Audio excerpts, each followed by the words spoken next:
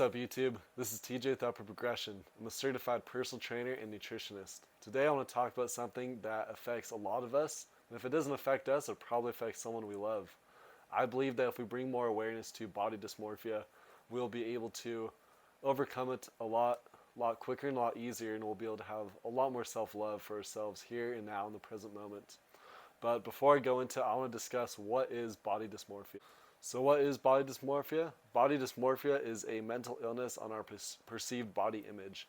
So when we have body dysmorphia, whether it's mild or severe, then our perception of how we look and how we are may be a lot different than how it truly is. And the crazy thing, guys, is that we all have a different perception of each other and ourselves. And so what it really comes down to is realizing that in each moment we are exactly just the way we need to be. And all of us, especially those of us who are going to the gym, we're eating healthy, we're watching the foods we eat, we're doing everything we can to progress. We must realize that we're doing the best we can, and we're not always going to look like exactly what we maybe hope for, but things just happen, and that the work we put in, it's all there for a reason. We've been going to the gym, we're working hard, we got to appreciate what we have right now. So I just want to go over things that can help us to improve our perceived body image, our perception of ourselves. So I want to talk a little bit about my journey. I wouldn't say I've had severe body dysmorphia. I never have. I've never had it to a point where it caused a severe depression, but it has caused me at times a lot of anger, a lot of frustration. It's caused me some sadness. It's caused me a lot of different things in the past few years. So I just want to talk about my journey real quick. So when I was in high school, I was a very anxious, insecure person. I was about 130 pounds, maybe sophomore, junior year of high school, and not much more in senior year. And I didn't like the way I looked, and I was teased, I was bullied. Now, I don't want to have a little pity party here, but I'm just telling you guys how it was. And I was bullied, I was teased, I was made fun of my five head and all these different things. But the amazing thing is something I learned when I got out of high school and I started really truly working on myself, was that as I started lifting weights, as I started getting bigger, putting on some muscle, I started moving up shirt sizes. It was amazing to see that change perception, and it didn't always come from lifting weights and going to the gym and actually putting on muscle. It also came from just appreciation, of how I am right now in this very moment.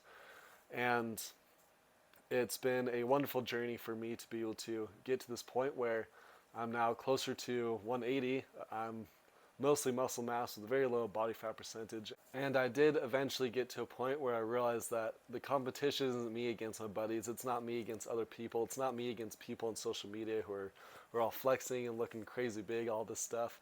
I eventually realized that the competition was me against me. I think sometimes in the fitness industry we get so involved in looking at social media, looking at Arnold Schwarzenegger, looking at all these different people with nice bodies and different things and whatnot, and we start to say, okay, that's my goal. And I don't think it's all bad. I think it's good to have some people as our examples. I'd have to say Chris Bumstead, he's one of my examples. I love him. I love his motivation. I love his attitude about everything he does with fitness. Greg Doucette is another one of my great examples. I look up to him. But at the same time, I keep a balance of remembering that it's me against me. It's not me against Greg Doucette. It's not me against Chris Bumstead.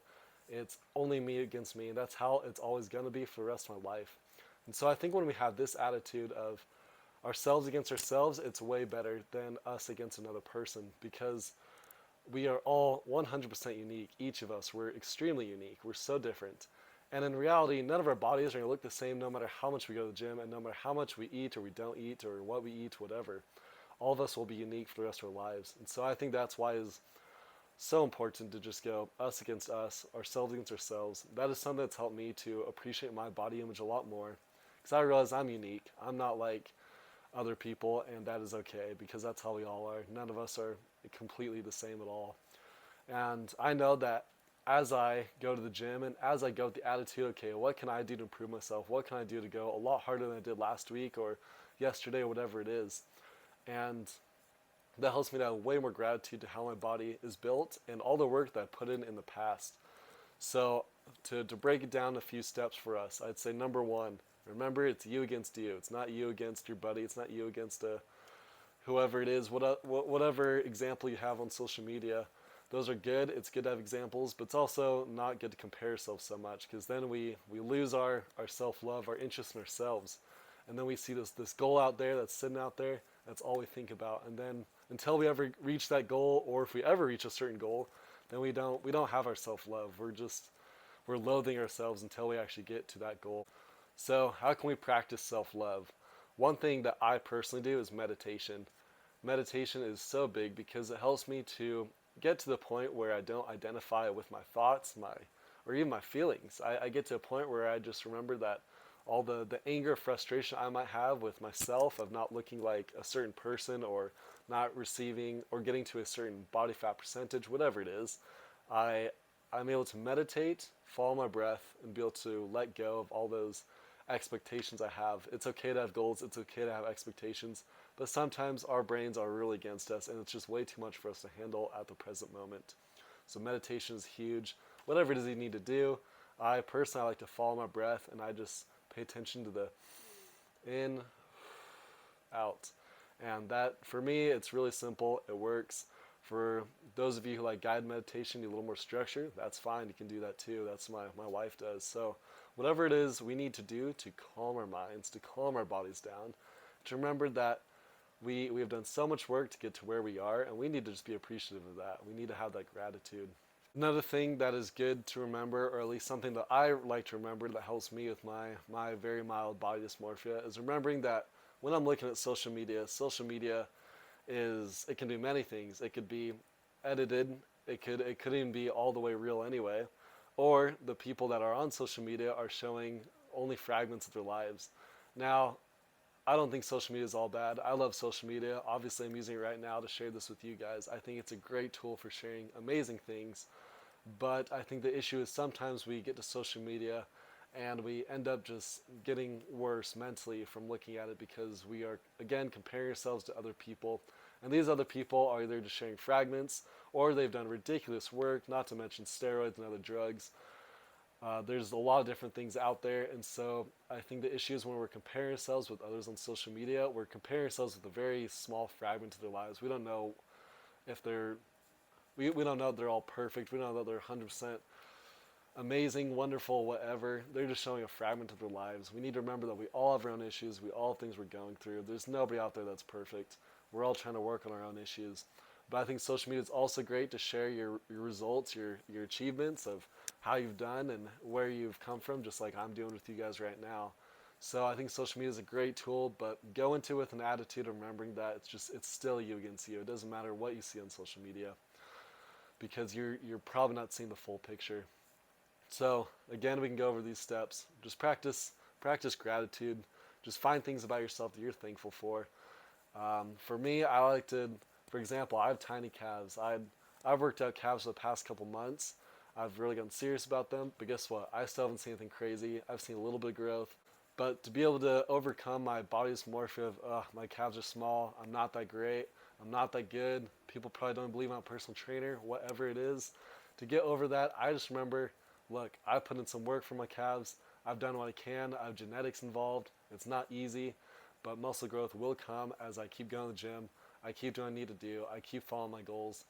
And so just find different things you're grateful for. I'm grateful I have calves at all. I'm grateful I even have legs to walk on.